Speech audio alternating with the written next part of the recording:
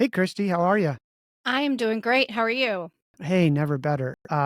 Just real quick, I did start recording because I wanted to make sure that you were not doing echo or had echo cancellation. But I normally make a video, but I was teaching before we jump on, but I was teaching a bunch of high school kids last night, so I got screwed up. But whatchamacallit, for today's episode, I was just going to talk about. I wanted to make sure you're okay with this because I don't want to reveal like too much that you don't want to talk about, but talk about business etiquette general, um, I don't know how you would categorize, like, just politeness.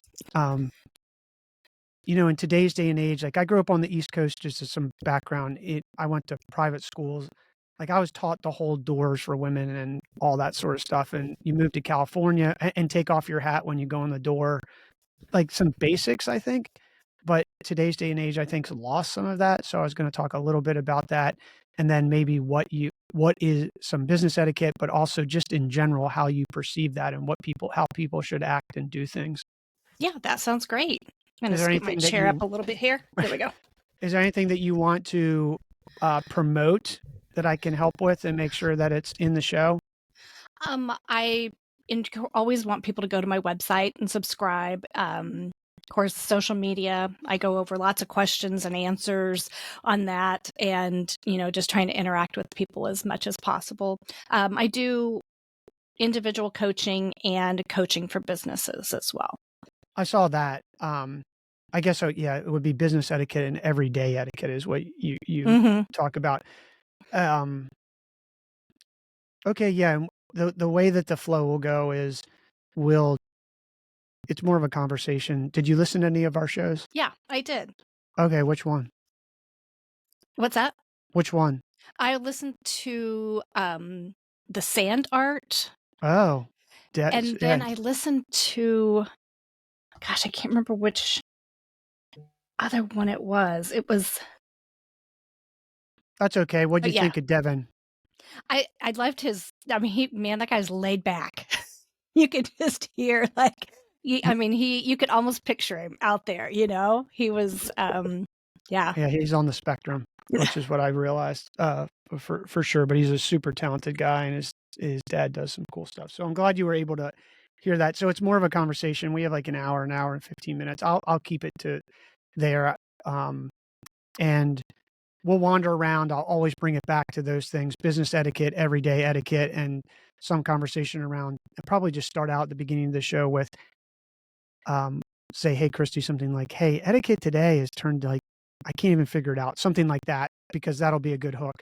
And then, as things wind up, I will ask you for 3 HPTs, high percentage tips, we call them, that you could give, whether we've covered them or we didn't cover them, for people on how they should, like, have manners. I think it's crazy. I think it's great you have a business around this. That's why it's so unique. But I was like, wow, the society's really eroded so much that we actually have this. But, and then I will say, "Hey, Kristi, this was fun," or "Where can people find you?" I just give them the website, and then I will say, I'll put all that stuff in the show notes, which we will, and then I'll say, "Hey, this was, fun. Thanks a lot. If you had a good time," then you'll say something similar, and then you'll hear me say, "Bye, everyone," and then just hang out for a minute because this will update. That's basically what my video would have said to you. Uh-huh. But, I just didn't I normally jump on and I hit record and start going, but some people, I told my wife just a second ago because I changed my shirt from a Bruce Lee T-shirt. I was like, talking to an etiquette lady. One is can't be late. Two is I can't gotta show up with a collared shirt. And three is I should at least give her a preface and just not hit record and start rolling like I normally do. Well, you're doing great. Thanks. Kristi, thanks for joining us today. I'm excited to have you here. I was really interested in finding out that there's actually a company, because possibly society has eroded so much, that you can build a business around teaching etiquette and manners. Yeah, I mean, a lot of people are surprised at that, but you would also be surprised at some of the situations that people find themselves in at work and that they're asking for guidance on. And really, it's just some of those, you might call them old fashioned etiquette rules, but some of those still really come into play today. And etiquette has changed a whole lot since we really, were first introduced to it in a business setting and social settings. Well, thanks. just for listeners, I should say Kristi is from the Play Company, and you do coaching, consulting, seminars, workshops. So for anyone, and we'll give all that information at the end of the show, Kristi. But yeah, so how has, when you say things have changed, are there like a few things that jump out at you right away? One of the things I'll tell you that jumps out at me that puts maybe people like me who I hate to say trained, but we're brought up to hold door for a woman, not wear a hat inside, just some basics that now it's almost as if you have to flinch because if you hold the door for a woman, I'm not doing that out of any like derogatory saying that you're anything less, just like, hey, that was the polite thing. I'm not even saying, so this is a good discussion. I'm not even saying that it's right or maybe it should change, but like is wrong with that? So you're like, oh my God. And if you don't, and that person does still have that framework, then you're considered rude. So it's like you're in this no-win position. I know. That's how it feels a lot of times. But what I will say is that we're definitely becoming more informal as a society. So I don't necessarily want to say we're being more rude, but we're definitely less formal. And you might think it's crazy that I think this, but that's a great thing because when you do know manners, you have the opportunity to stand out a whole lot more easily than you did when everyone was doing those same things and taking their hats off and opening the doors for people. So, I am an optimist by nature. And so, I look at that and I was like, gosh, dang it, that's great. We're more informal now. It's easier to stick out in a positive way by knowing how to dress, knowing what fork to use, knowing how you start an email. All of those kinds of things really just little things can really put you ahead. So how do you determine, well, let's just use I keep going back to the door, but it's true because well, I've been corrected, especially online a few times. I'll give you another example, but besides the door. I said something, we had a lady who was an entrepreneur who, I'm not saying I promote more or less, but I grew up with a single mom. So I inherently understand that it can be more difficult for women to do that. And I think we should celebrate and highlight those things. So I wrote a title that said Lady Entrepreneur or something of that. I posted it on LinkedIn and I basically got demolished by this group who said, why are you singling us out and identifying that we're women? Like we're just entrepreneurs. And I didn't do that I was doing that more to celebrate. So it's the same thing whether you open the door for someone, right? And a woman's like, well, why would you do that? You male chauvinist pig. It's like, so, Right. so I mean, it's one of those things where it's really, really tough. I don't disagree with you that we've become more informal, although coming from the East Coast, I still see the format. Living in California for sure, but in the East Coast, I don't think as much. So, what's your advice to people? Like, how do you deal with that? Or Right. When it comes to gender issues at work, what I teach people is that gender at work is it's even. So when it comes to holding the door for a woman, absolutely do that. But a woman holds it for a man holds it for a man, woman holds it for a woman. One safe thing that you can do is you can always say, "Hey, can I get the door for you?" And that gives the person the opportunity to say, "Yes, that's great," or not. But really, we try to say in work relationships and in a business sense, we try to forget gender roles. Now, that's different in social situations, but generally in business, you're safer just to avoid any of the gender roles at all. hmm, that's tough because are women now taught to hold the door for men? I think That I teach that. I teach no matter who you are, hold the door for the person behind you. And I think that, that's a good thing to do. Again, when you're out to eat in a networking or a business situation, unless you're going to hold the chair out for every single person, you don't hold it out for one particular person. So really we have to think in those business situations, we're just going to not be gender specific in those manners. How do you feel about that? Like, I mean, we come from a long, I'm not saying history is always right, but we do come from a long place where that was taught. Yeah, how do you feel about that? I think, gender is changing and it is not, um, the old rules don't necessarily apply. And I think that you show a certain awareness when you kind of change what you normally would have done or would have said. And I think that a lot of us, that was inherent that somebody should open the door for us. Um, but then I think when you're in a work situation, I came from a heavily male dominated industry before I started this industry, which is heavily female dominated. And I think that I appreciate that because I didn't want to be a woman doing my job. I wanted to be the person who was doing my job. And so for me, it's a little bit easier to reconcile and it's easier to keep it straight because it's the same for everybody. Well, how's that work? Should a woman run if a man is walking through the door first? Should the woman who's behind the man run to open the door for them? I think whoever gets there first, and then, there's always that kind of little pause of if are they close enough to hold the door for them, or is it gonna be that awkward holding the door? But, I mean, somebody's 4 or 5 paces behind you, you hit the door first, and you open it for the next person.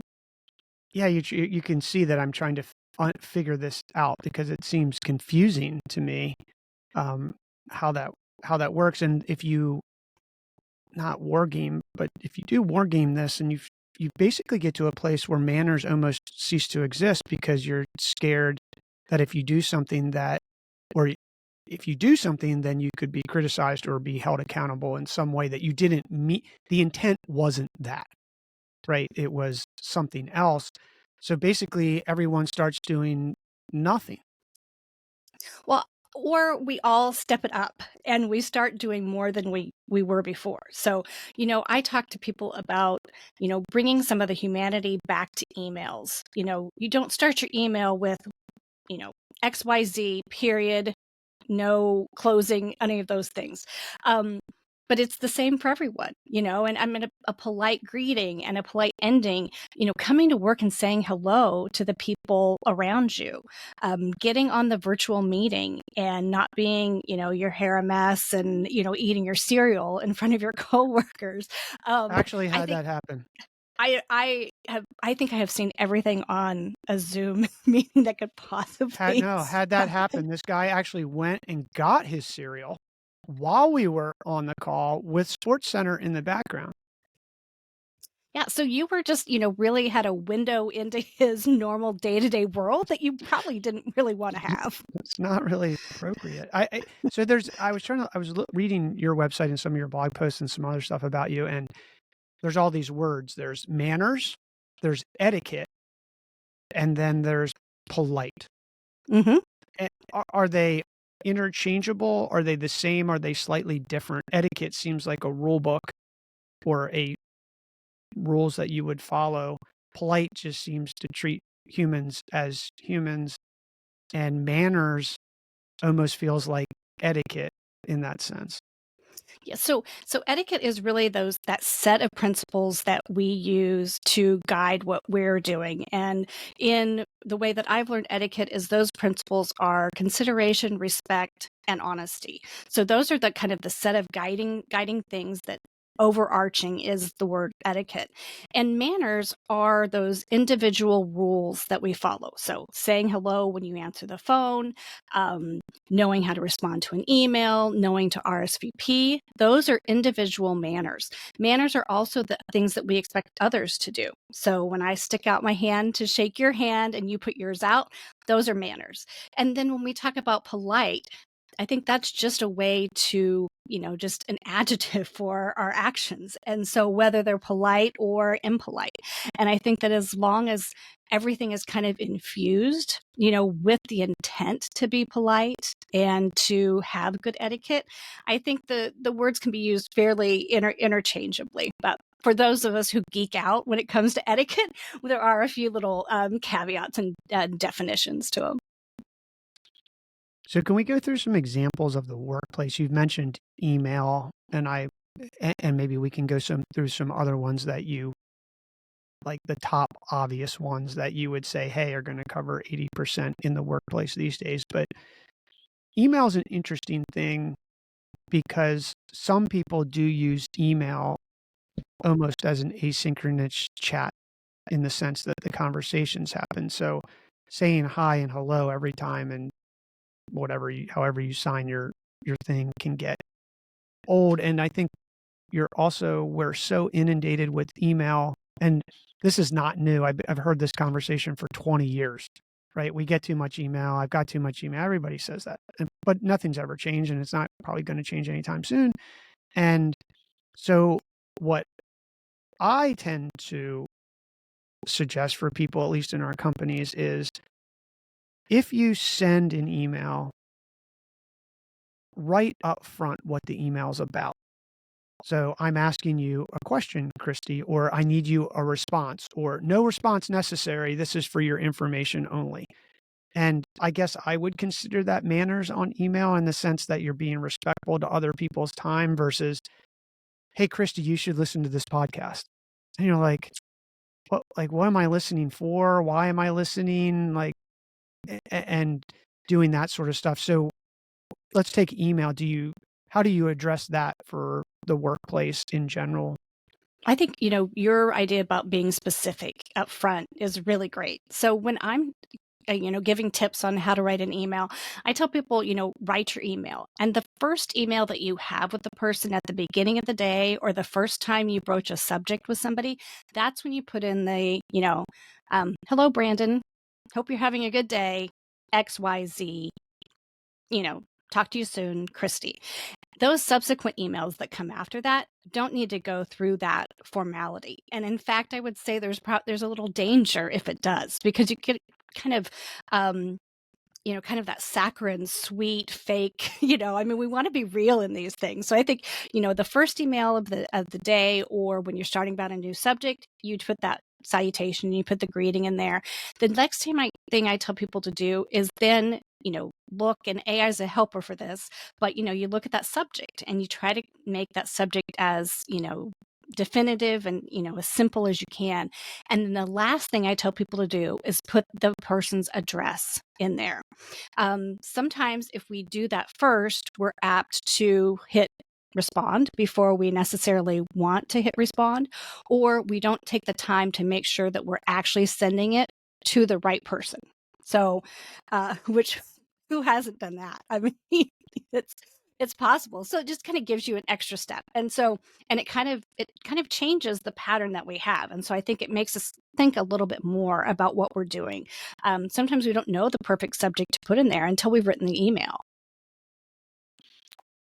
As you were talking, I was wondering, do you think companies should publish their own book of etiquette? Because as I'm thinking about even our episode here, we're trying to suggest general things for people, but I'm thinking of a case. I just had a friend who is going to, I think he got the job, but I won't say his name or the company so it doesn't matter, but the company is based here in Silicon Valley, and the overarching company that owns that technology company, is an East Coast based company.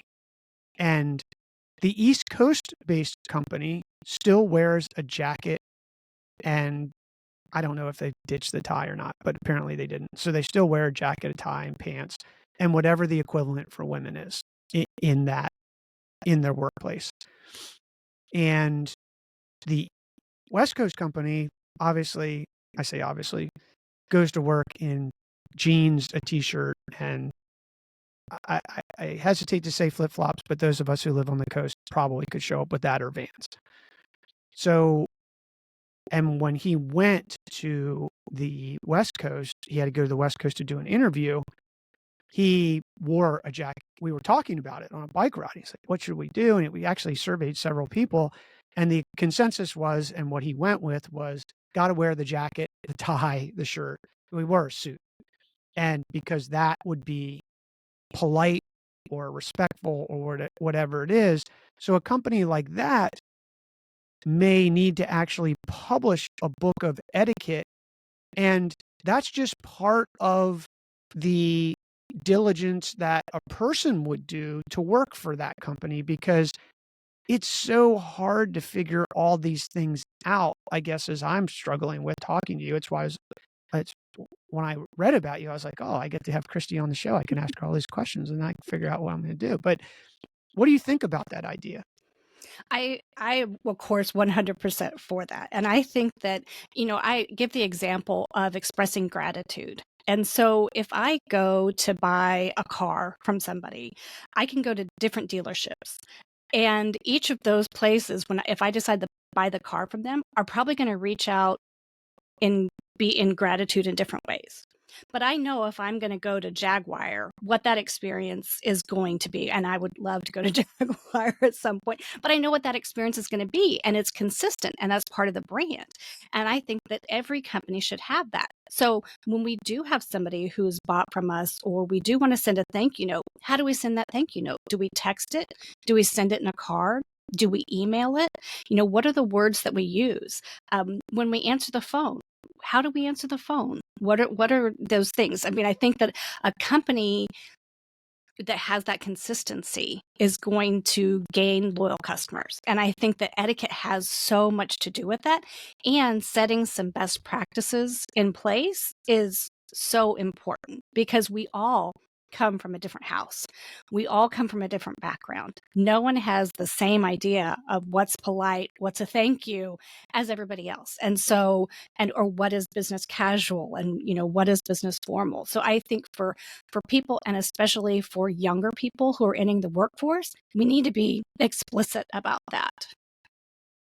Yeah, this is almost becoming yeah, it's great for your business because you're basically writing a book of etiquette, and you could publish something like that online, so that, because I think that's probably a lot of the anxiety that I'm expressing to you, and there's probably, you see that, I imagine, just people just have general anxiety at all, because the world changes, which it changes all the time, and you're so scared to do something or say something wrong that that actually inhibits you in being able to do your job well.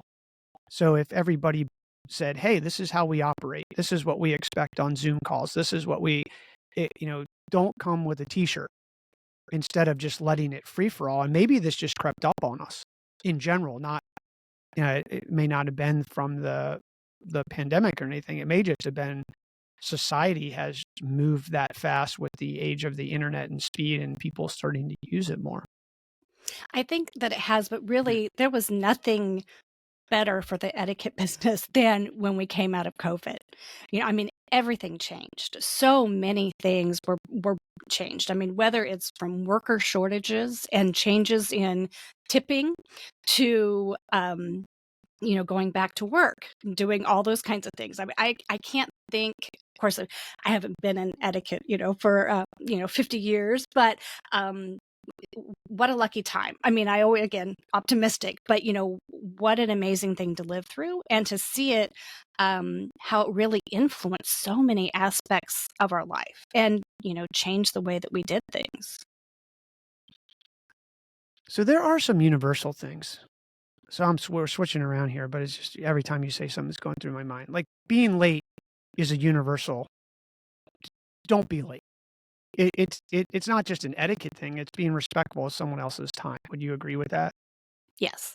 And, that can vary culturally as well. So sometimes, somebody else's late is not your late. So it's, good to be in touch Oh, with those stop. What? norms. Yeah, let me just, because that gets into like, but if the meeting starts at 1:20 well, let's just say 1:30. Then there's no, I mean, reality is 1:30 is 1:30 at that time zone and the equivalent. So late would be 1 minute after 1:30. Or do we agree on that? Yes, yes. But so I used to live in Peru. And so you would meet somebody in Peru, you'd say you're going to meet at 7 o'clock for dinner. If you both showed up by 9, you were doing really well. It is just a different culture of when it comes to being on time and lateness. And that's one of those things that can vary, one of those manners that can vary depending on where we are. So I think, when it comes to business, we're all on time. Time means time. The last one there is the one who's late. So you need to, be there 5 to 10 minutes ahead of time is always, a good thing. But on time is perfect. And that's universal through, but more socially and culturally, it can vary just a little bit. So that's why it's even more important to define that in your company. When we say 1:30 Pacific time, we mean 1:30 Pacific time, not 2 o'clock Pacific time. Anything is, and I mean, that's a lot of work, but you really do have to define that. I mean, and you probably have to do scenarios like case studies, right? Yeah. And a lot of times when I'm doing classes, we will go through these scenarios. So we'll say, you have an 11 o'clock meeting and it's still going strong at 10:45, and you have another meeting following it. What can you do? What would you have done differently to begin with? And I think that training is so important on the front end with employees, just to have them thinking about these scenarios and things that they can do. But then you say, this is the expectation in our company, and this is how we're going to operate. And how much easier is it to do that a few times than to deal with the aftermath multiple, on a daily basis? Yeah, I don't disagree. I was having a conversation with someone, Kristi, recently about startups. And one of the big things that seems to be popping up is around HR issues. And HR issues in many ways are manners and etiquette. I mean, there's laws, of course, but there's also HR. It's not a gray area, but there's gray items where there's no necessarily right or wrong. It's someone's life experience that they're bringing to the situation with an expectation that they expect, and then they're disappointed, shocked, or something else. It's like someone saying, "Oh, well, I'm so offended by that you said that to me, Kristi." Well, being offended really isn't the other person's fault. I mean, unless you gave me your manual, it's really on you. What would you say about that? A lot of these little manners that we talk about don't necessarily rise to that HR level, but they can. And so, and you think about somebody's experience, and you go to work and somebody is rude to you that week, which happens to 50% of people who work. They witness something that's rude, and then somebody else doesn't return your email, and then somebody else is late, and then all of those things accumulate, and it does turn into an HR issue, and it turns into a your job satisfaction issue, and it turns into a culture issue. And so I think that, we can always do our best to try not to say offensive things, but also when it happens and we do, being in tune with somebody enough to know, hey, that was off base, offer up that apology. If you're genuinely sorry, then tell people you're sorry. It doesn't mean that you always have to be right. It just means that you always have to be willing to look at how you impact a situation. And that's really, I think, the key to this. And if you can have the thought to just look at the situation and look how you impact it. Look how what you can say or how you can act can change the situation, because we all do that. We all affect the situation when we're in it. And now do we want to have that positive effect, or do we want to have a negative effect? And it doesn't mean that we're going to be perfect when we do that, but it means that we're going to be human and that we're going to do our best.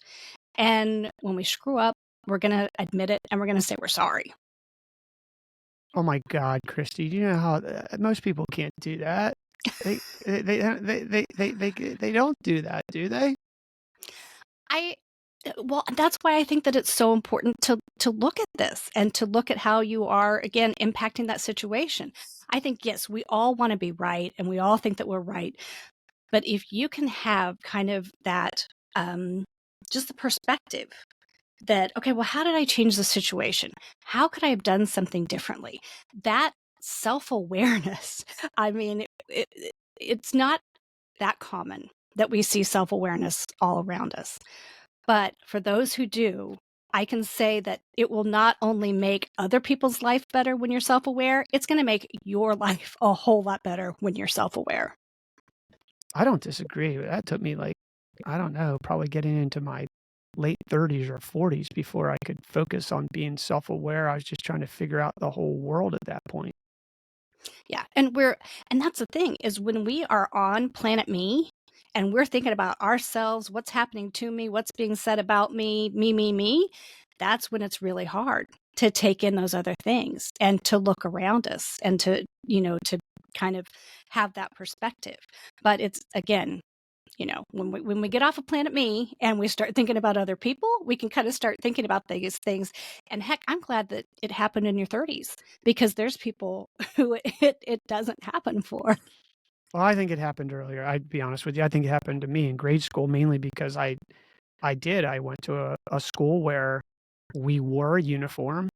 There was etiquette, there was manners, there was a way you talk to an adult, and it wasn't there wasn't, there was definitely a way you didn't use swear words, you didn't do those types of things. It just was inappropriate, and it wasn't that I think that somebody had a manual necessarily, but you were quickly corrected if you did something and you sort of learned that way. And to go back here just a few minutes, because I didn't want to be rude and interrupt you, but the how do I even know if I'm being rude if I don't have a definition of what rude is? Because rude to me may be different than rude to you. I mean, and what I meant with the HR stuff is that this etiquette and manners is almost becoming an HR issue.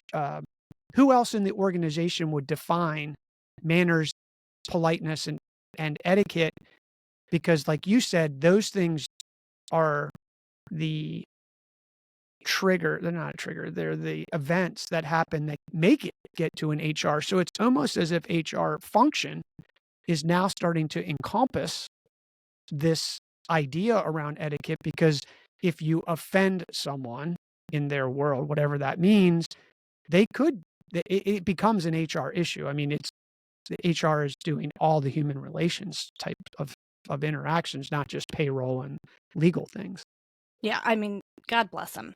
I I mean, they're in their position, everyone's problem is now your problem. So not an enviable position to be in. But I think, if you consistently have problems with people, if people you think are consistently rude to you, you might want to take a look at yourself. I think that's a real good sign that you might be the problem.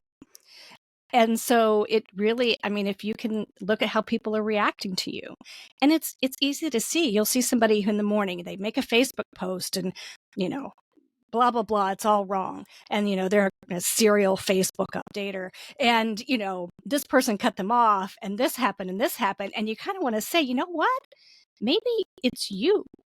And so I would say if you are, heading home at the end of the day and your frustration level is at a 10 and you've had interactions all day long that don't seem right, it's time to look in the mirror. And, when you're pointing that finger at somebody else, look at the ones pointing back at you. And I think that that's a good time to think, you know what? Maybe it's not everybody else. Maybe it's me. That's like, I mean, now this is really crazy because it almost gets into that you're becoming a psychologist. I mean, because people need this self-help. Yeah. Well, and I love to do that because a lot of this is confidence. And what I tell people are these are the little rules that you learn. How to do an email, what fork to use, all of those things. These are easy rules. Learning how to properly use please, thank you, I'm sorry. excuse me, those kinds of things. So simple to do, but they make your life so much easier when you do learn how to use them well.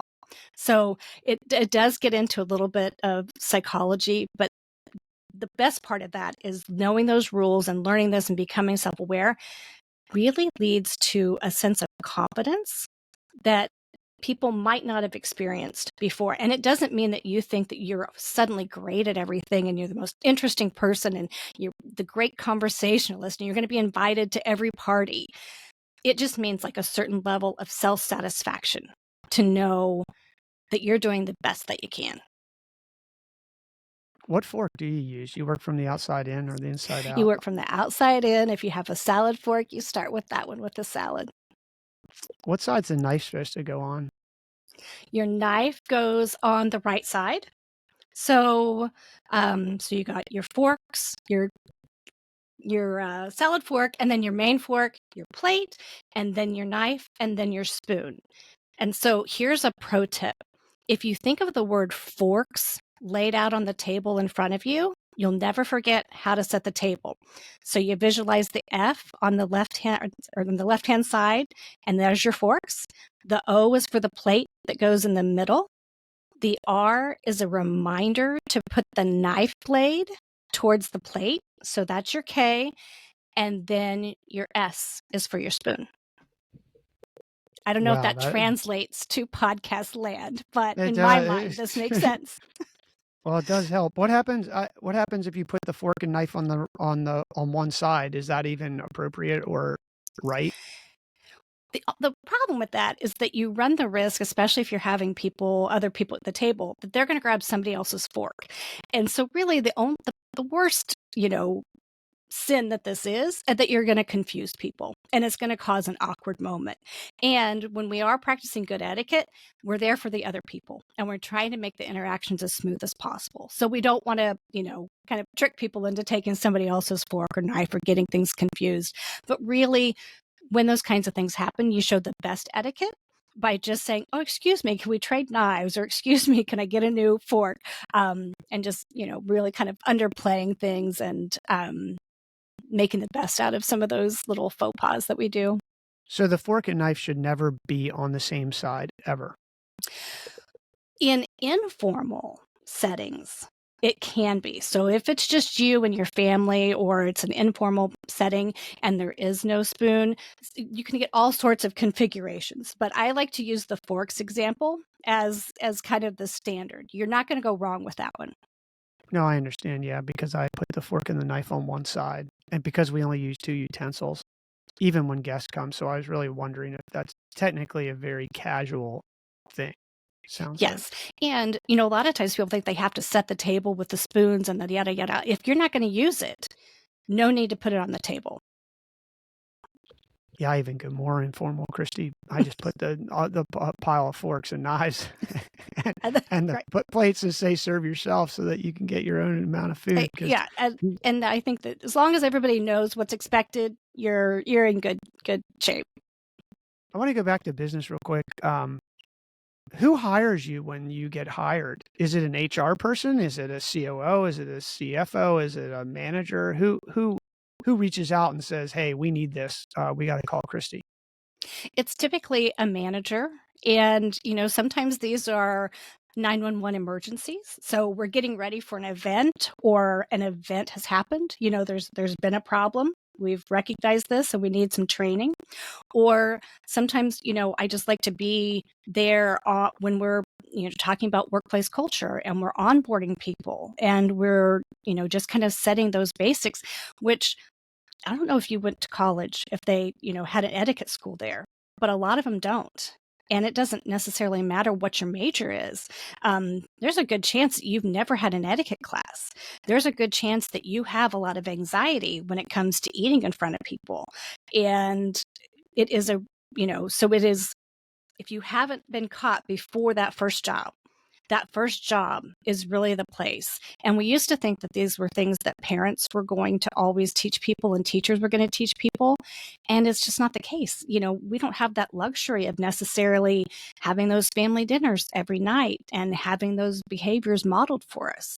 And so by the time you've got that first job, though, it's time for that employer to step in if they need to step in, because you're now representing them. And that's important. I have seen some of that. I sort of say it's like getting a puppy, right? The puppy just doesn't know their manners yet. And I think years ago that wasn't true. Um, and I'm open to saying everybody, when they starts to get older, thinks that blah, blah, blah, right? I don't want to be that person. But it does feel like that wasn't the case 20 years ago, that people showed up and knew some level of politeness, whether that was hello, thank you, ma'am, sir. I don't even know if they do that anymore, but that's how we were.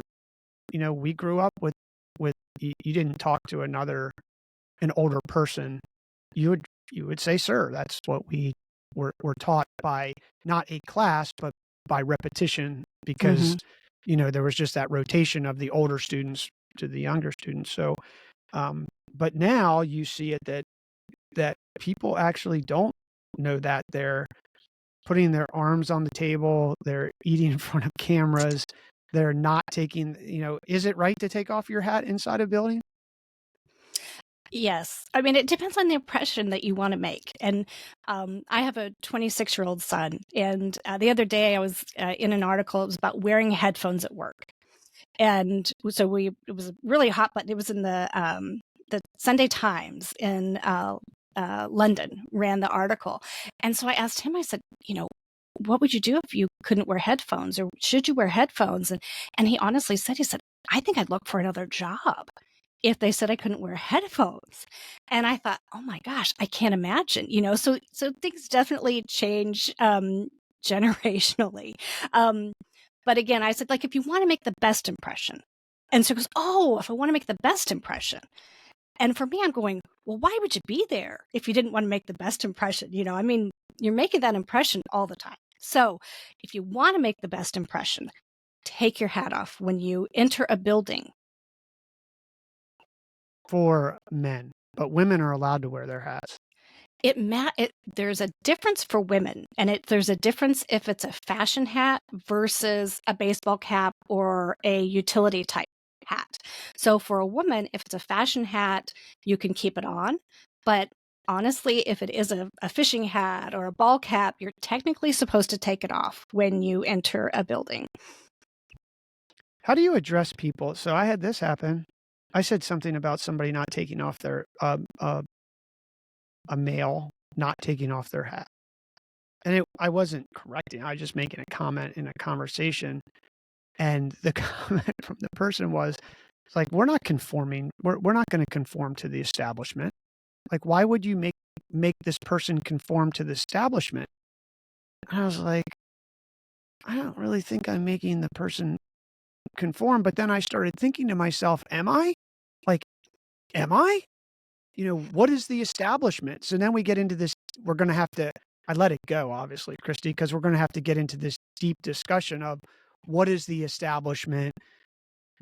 How should we treat one another? How does that get translated into wearing a hat inside a building, etc.? But how do you address that? Because I can't imagine you don't hear some of that, right? Like, hey, Kristi, I'm going to wear my headphones. I'm not going to conform to these standards of the establishment trying to dictate to me what I do. Well, and I hear this all the time, and this might have to do with hair color. It might have to do with piercings, tattoos, and I'm always like walking on those eggshells when I start to say this, but I'm always going to say it. So here's kind of the example that I give is that this is our billboard. People are driving by it all day long. We're out there for the public to see, and people are going to judge us. And we don't get to explain that billboard. We don't get to say, yeah, but you know what? I didn't have time this morning and I couldn't couldn't do my hair. And then I decided, it was really just best to wear my pajamas. We don't get to explain that away. It's a billboard. We're going to judge it. We're going to look at it as we're going by. And so what do you want on it? And really, again, that self-awareness of knowing, hey, if I take my hat off and I comb my hair, I'm going to look a lot better than the other people who don't, but I'm also going to show what else do I know? Or, I mean, conversely, if you don't know to take your hat off when you go to a business meeting, what else do you not know? I think that you're opening that up. So I tell people, it's your billboard. You get to put whatever you want on it, but people are going to judge it as they drive by. Yeah, I think it's a good point. You either want to play the game or change the game, and you do have to make a choice.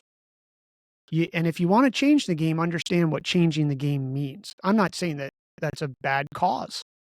I'm just saying there's a consequence, and I think that's what you're saying is you are a billboard. So if you want to live by that, then understand you will suffer the consequences, whether you like them or not, or whether they're philosophically right or wrong. I had it brings to another story. I had a friend of mine whose son just entered the workforce. He actually works for a Silicon Valley company, and his hair was, he went to a good college, got a good job, but his hair, and he's an engineer, and his hair is just like long and raggedy. And his dad, who's a good friend of mine, said, "Hey, you should cut your hair." And he's like, "Well, I'm not going to cut my hair. I'm an engineer, and this is my expression." And really had to explain to him that if you cut your hair and you look and you look clean and you look taken care of, then people will, for better, for worse, whatever it is, will interpret it as you are together. But if your hair is long and raggedy and looks like you didn't wash it, then you will suffer the consequences of people judging you, and that will hurt you especially in a corporate environment. The corporate environment is I mean, I worked in the corporate environment. I didn't last long. I think I opted out before I got fired, really, probably. Not to say I didn't do my job, but it was just there is a structure of which you do things there, and sometimes those things get perpetuated not for the best thing, like butts in seats, right? And bad things like that. But if you want to work there and you want to get that more guaranteed income, then you have to play by those rules. And if you don't, you're probably going to get fired. I mean, or you're going to get ousted, right? Yeah, I think that's important. But I also think, if you're a kid, you're coming out of college and you have long hair, I tell people you don't have to cut it. You make every effort to minimize whatever you have going on. Having that self-awareness to know just to minimize it. Let people get to know you because it's amazing how much capacity, hopefully, that we have for other people once we get to know them. We might think, oh my gosh, whatever they're wearing or however they look on that first impression. But when then they're capable and they're likable and they're a good employee, we can start to let a lot of things go. And so, but I'm just have that self-awareness when you're making those first impressions that you're going to make a first impression. And, even knowing how to minimize things with piercings and, how you're dressed and those kinds of things really just shows a maturity on that part to know that, people are, going to make assumptions about you based on the way that you look. This is natural. And should we, in a perfect world? No. But we would be fighting evolution for however long it's been to not make judgments about people. I think these conversations I think they've been taken out of context, Kristi. I tell people are like, oh, well, being a racist is a very different thing than being stereotyping people in my mind. If one race better than another, we're all human. So let's just throw that out of the argument because that's easy and a very extreme situation. And is wrong. But everybody stereotypes people. My wife does dog training, she does dog agility. Everybody says that the border collie people are a certain way and the poodle people and Jack Russell people are someone else, or the people who ride specialized bikes are a certain person from person that does DeRosa. I mean, we inherently as humans gather around people we perceive as like-minded people. And anyone who is, if a Jack Russell person goes into the border collie conversation or table, they stick out like a sore thumb. And if they voice their opinion, then they will get ousted for the most part. Like, it's not good or bad, like you said, but I told this, and I know my friend's son. I was like, you should cut your hair. You should definitely cut your hair. I'm not saying that you're compromising your worldview, what you feel, but if you don't, and I don't disagree with your advice, but if you don't do that, you will have to overcome a bigger hurdle. So, do you want to do that, or do you want to make it easier for yourself to assimilate, which then they cringe, but because you are going to have to assimilate, you chose to take a job at a certain company with a certain group of principles or values with a group of people. So if you don't do that, you're just going to make it harder on yourself. If you want to wear all your piercings the first day and have green hair, roger that, man. But you're going to really have created a very large hill to climb. Yeah, it's an obstacle that, I don't know that we all need that on the first day of our job. And I think that, knowing how to tone it down says so much about the other things that you probably know and your, maturity as well. But, when you're thinking today you were meeting an etiquette teacher, I'm sure that there were things that, you're thinking, pinkies up or, whatever it's going to be. We all have those stereotypes about people. And usually when we go ahead and we meet somebody, we think, oh man, that wasn't exactly what I was expecting. And so, I think that that's the case with everyone. We have something in our mind, and once we get to know them, then we just have more latitude for how we view them. Yeah, I think more often than not, Kristi, that it doesn't happen because most people don't have confidence and they're too insecure. And unless you have ultimate confidence, it is very hard to accept another person as they are very different from you. I've always been attracted to it because I've been so curious. So I was the person who could hang out with the geeks, the jocks, the metalheads, the lacrosse player, the academics, the nerds, whatever, because I was always interested in that, and I was pretty confident in who I was. I mean, at some level, everybody has insecurity, right? But if you are insecure and you don't have that confidence, it's very hard to accept another person because you're not even accepting yourself. Yeah, you're right. It does make it tough to do. But man, that's why, like, this exploration of ourselves and other people is so important. And so, again, just thinking about other people and thinking about how they operate in the world and how they see the world. That was one of the biggest things that I learned that I wasn't sure that I was going to. When I started etiquette training, I was like, I want to know the rules. I am tired of being in these awkward situations. My life is just like on candid camera all the time. And I wanted to know the rules. And then, like, the first thing they teach you is it's not about the rules. And I'm like, dang it. Well, I've already paid the money. So, that was my stereotype. That's what I thought I was going to be doing. I was just going to be jotting down these rules and then smooth sailing through all of my social interactions. And that's not what it was about. It's good when those perceptions change. Yeah, I think it's really about. I tend to, even when people meet me, I've learned to give the framework and expectation. Meaning, if if you and I are going to we're doing a discussion here, which I did preface you on, but if I was going to have a discussion with someone else and we had just met, I would say, hey, do you really want to have this discussion? Because I'm going to tell you, if we're really going to have this discussion, you're going to perceive me as extremely intense, and I'm going to push it all the way to the limit because I'm actually interested in getting to that, getting insight into this idea. But if you're just saying it just as passing, tell me because I don't understand the difference. And that way they're prepared. And I tell people who all meet me that up front too, like, I'm going to be very intense. You're going to perceive me as very intense, and I'm going to be that intense because I want to do good either for you, with you, however we're working.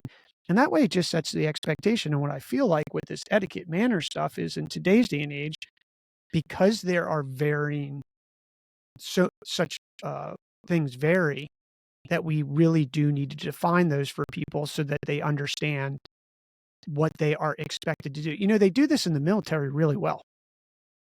I mean, they have a book, literally, right? They put you through boot camp. You will stand up straight. You will put your arms here. You will do this. You will stand this way. You will say this. You won't say that. Now, you could argue that that's some sort of indoctrination, which you don't have to argue it. It is indoctrination into a cult. But you generally choose to be indoctrinated into those things. The same thing that way that you do when you join a company. So I think if we were able to define that, and it makes me think, like, for the company we have we defined that in a way that, other than course correcting along the way? Like, wouldn't it be better for them just to get a book up front? Here's our expectations as it relates to how you will act and treat other people. And I think that those standards and the expectations are great. But what a human can bring to that is the why behind it. So just somebody up here, there's kind of a popular, etiquette things. People will be on social media and they'll wag their finger in front of somebody else and say, "Don't do it this way, do it that way." And if you ever catch me doing that, that's not the kind of etiquette that I teach. So I think there's just so much value in saying, "Here's how we answer the phone," because when we do it this way, it promotes X, Y, and Z. Not just, lay down the law, here's how you do it, you're gonna do it because I said to do it, and, ruler on the knuckles kind of thing. But I think that, explain to people where other approaches, can fail and why they can fail and why, this is the preferred way to do it. Not just that this is the preferred way to do it, but what the outcome of that might be. Yeah, you seem to, and I did, Kim. I thought you were going to come with a bunch of rules. And I just be able to ask you what you did do with the silverware. So, but those don't necessarily change, right? Those are, I mean, if you want to abide by long-standing etiquette, then that's sort of how that works. But what I think it sounds like and feels like you teach is more self-awareness and treating humans a, as a I hesitate. I got corrected for this the other day. So here you go. I got corrected, Kristi, for saying treat other people the way you want to be treated, because someone unpacked that and said, well, shouldn't you treat people how they want to be treated? And I was like, well, I don't know. Unless they give me the book, then I really can't do that. And then am I conforming to what their worldview is, and they're using that to create another worldview? Like, doesn't this get confusing? It is confusing, but that's the human experience, and that's what we call the golden rule and then the platinum rule is to treat other people the way that they want to be treated. And sometimes we don't know that for other people. And if we go around assuming that we know it for other people, we're right back where we were to begin with. So I think sometimes that means, asking people what that means for them. So I'm all about the platinum rule. I'm all about it. But Wait, the only way so the we know platinum, that, I want to make sure, sorry to interrupt yes, you. The platinum rule is treat other people how they want to be treated or how you want to be treated. how they want to be treated. Well, that just seems like, yeah, that's a failing strategy. Right. And so you only know that when you get to know the person and you get to know how they do want to be treated. I mean, and sometimes that's hard. So you're a text person, I'm an email person. Well, it's hard for me to, always remember that you're an email person or you like to be called at this certain time and not something else. you have to learn that for the people that are important in your life. You need to speak their language. But other than that, man, if we did operate at that golden rule level about treat other people the way you want to be treated, I think we're pretty good. I mean, the platinum rule is definitely the next level to that. And I think that that can be applied to some of those really important relationships in your life, but might be exhausting to apply to every relationship in your life. What if how they want to be treated doesn't, um, I don't agree with? Yeah. I mean, yeah, I mean, I don't know. I mean, I guess you're stumping me here. You are. I'm just saying, if they say, or I learn, or they tell me to treat them in a way that fundamentally I do not agree with. That could be religious views, that could be worldview, that could be spiritual, that could just be like human nature view, whatever you want to call it. Should I comply with that? Because isn't that forced compliance? Well, I mean, I think that we've agreed that forced compliance is going to come into play in some of these situations, but I think, man, that's a the only examples I can think of this, I really can't say on the radio. And so I think, I guess the default is go to the way that you would want to be treated. But I mean, as long as that's not hurting the other person or not, Well, you doing could say something that's anything. fairly easable. You can say anything on a podcast. I I can't. mean, you physically can't. But what if I my have this reputation to uphold here. but I want you to treat me as a person that you could share that with. So you see the dilemma here. I do. And I'm gonna hold my ground and I'm gonna keep those thoughts to myself. But yeah, I think you default, and again, make people feel cared for. If it's something easy that you can do, fine. If you find it, too exhausting or, too much out of your realm of being able to think, you're probably not gonna have a great relationship with that person anyway. So bare minimum with the golden rule. Yeah, I think people are weaponizing the platinum rule in our society. And they're basically saying, you need to treat me this way because I've decided that you're going to treat me this way. And if you don't treat me this way, then you're offending me. And then they'll actually call you other names.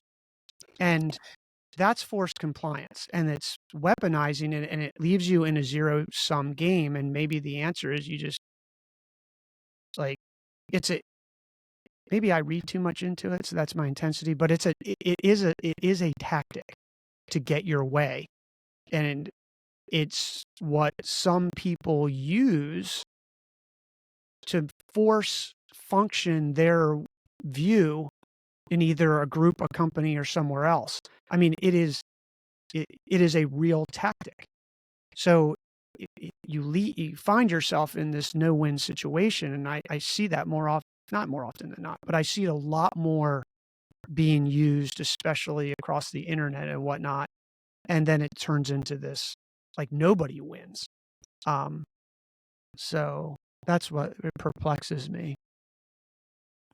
Well, and I think that, if we can do both, we're really well off. And I think most of us are just so happy when somebody treats us, like a person and with dignity and with some respect that I think most of us would be happy with that. I don't know. I'm not as round as picky people as you are.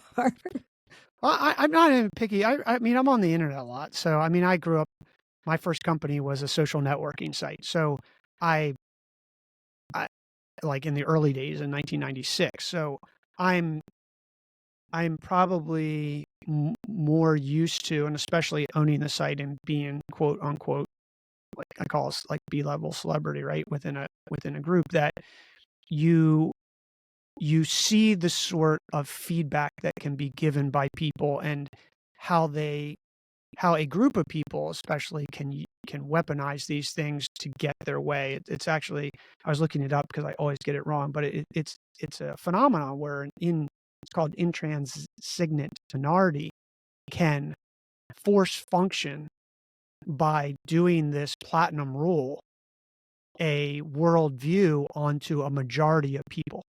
And it can become dangerous when that happens. And the problem is that people who follow the golden rule then it's like you can't make progress.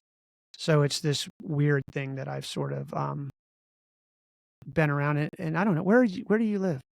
I live in Joplin, Missouri, so smack So dab in yes, the Midwest. yeah, I live in definitely here in Northern California. I just say California, in a place I wouldn't say people are picky here, but we have a very, very eclectic, let's say, group of people in an area that can go from one end to the other. And with that, you find yourself probably, I find myself in more situations than you might be in the flyover states, which is the middle of the country, tends to have a rule book that is in general more consistent. I know that there's some exceptions, but would you agree with that?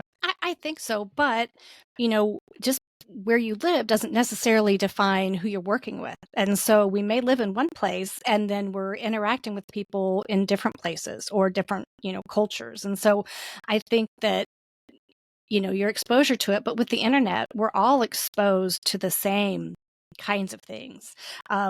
It's just kind of what you decide to pay attention to. Yeah, it is. I gotta say, Kristi, I feel better having talked to you so far today, but I still am.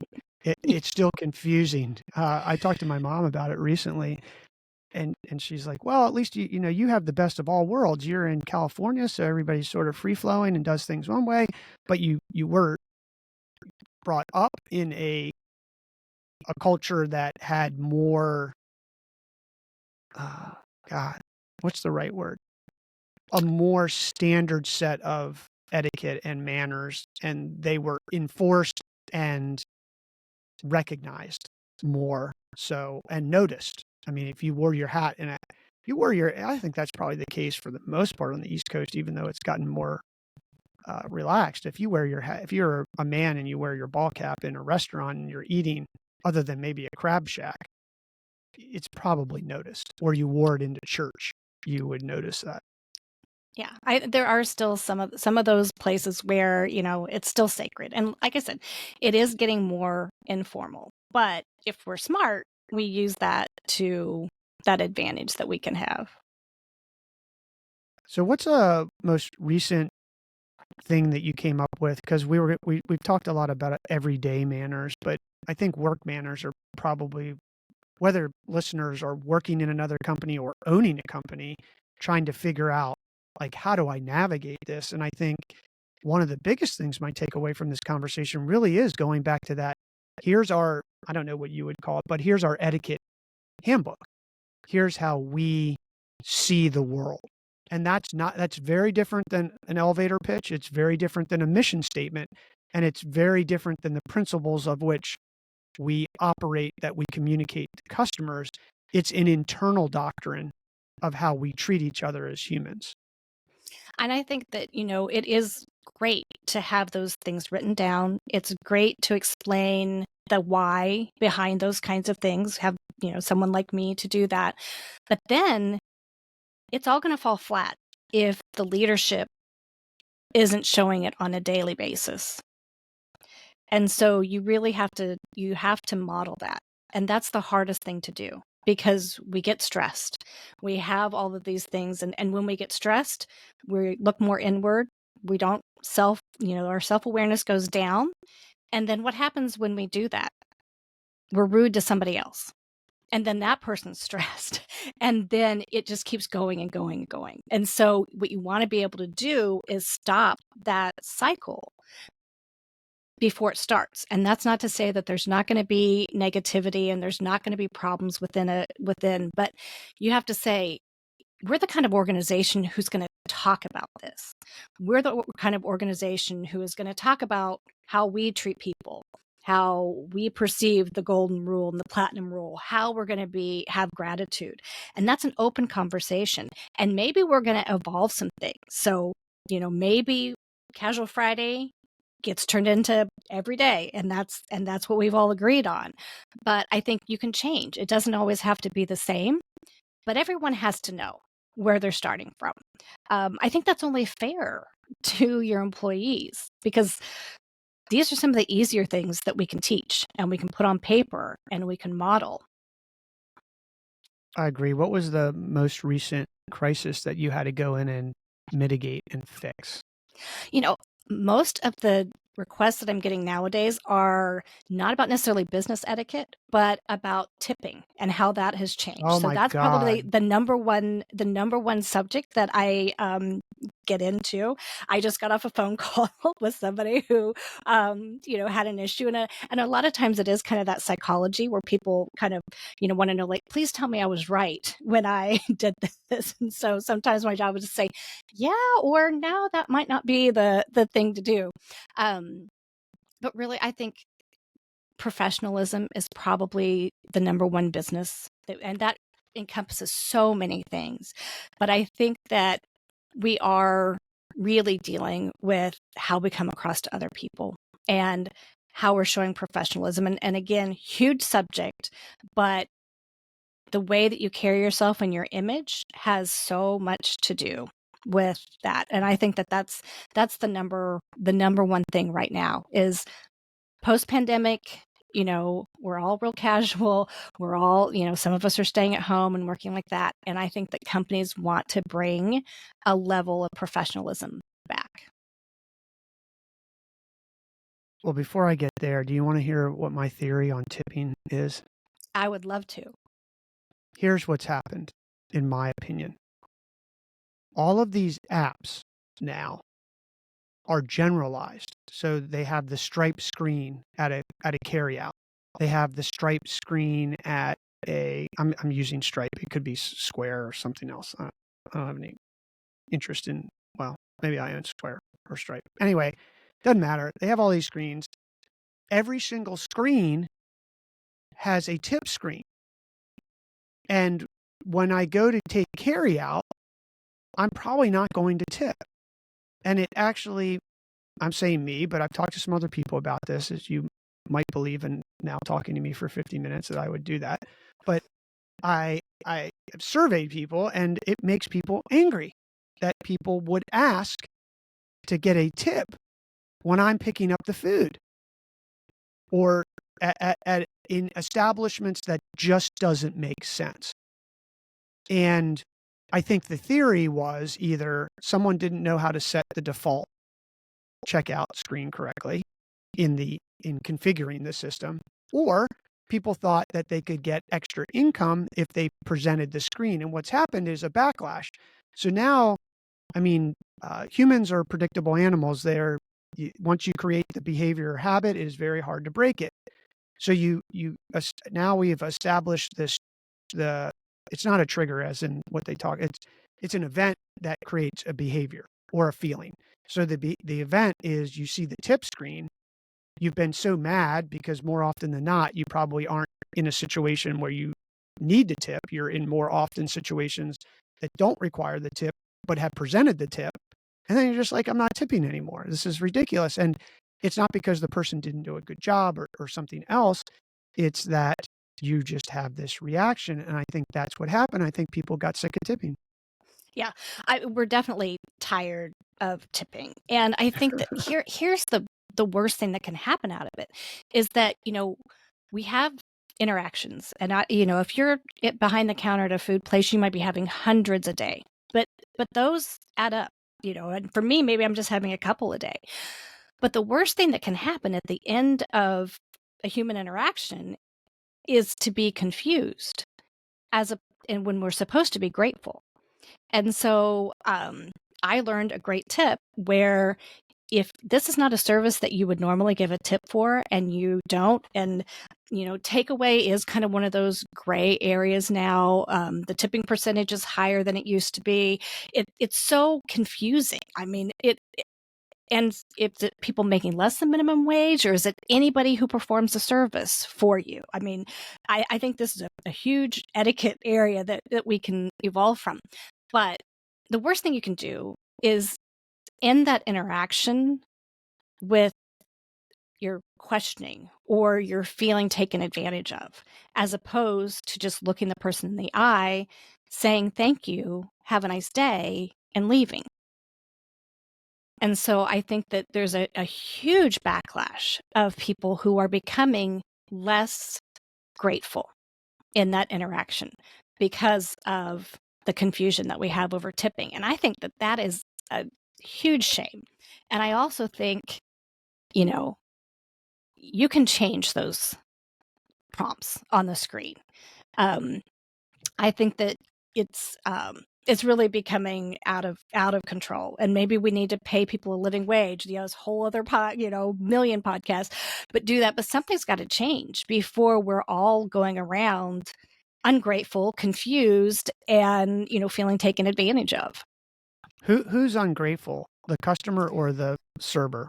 I Or think that, instead of saying thank you and have a good day, I think it's on the customer. You don't feel grateful for the service that was just performed for you. You feel like, what the heck's going on here? I'm just confused. So I think, when you don't give that tip, especially when you do give the tip, don't let it just be money. Make sure that it's a look in the eye. Thank you. That means I haven't been a server for a long time, but I gotta think that that's darn near as good as a tip. But not having I don't people know.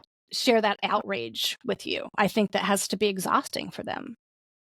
Oh, I don't disagree, but I think that the waitresses definitely want the tip, and they should want the tip. They don't get paid enough unless they are getting paid a salary, or which often isn't happening in restaurants. But I do think that they're suffering. So you did say the rule. Should you tip the house cleaner at a hotel? Yes. So I think that some of those things do come into play. I think that it doesn't have to be a huge amount for somebody, but I think a little appreciation is helpful. But again, the lines are so blurry right now. I've had people question when they went to a dress shop. They were prom shopping for their child. They got to the end and it asked for a tip.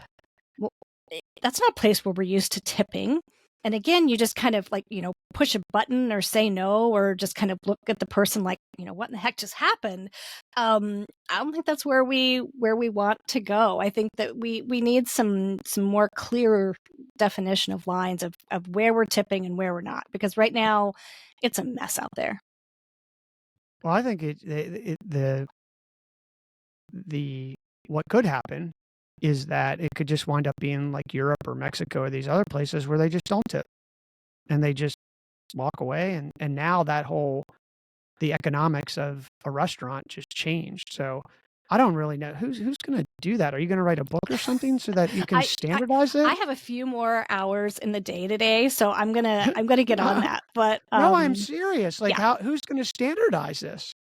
Well, I think people like Emily Post, who have been the kind of standard, need to come out. But sometimes it's not easy to come out and say these things because it's not, manners aren't always popular. So probably somebody with a little more thicker skin than maybe than I would have. But what I can tell people is, don't become so callous and don't become ungrateful. That is a disservice to yourself.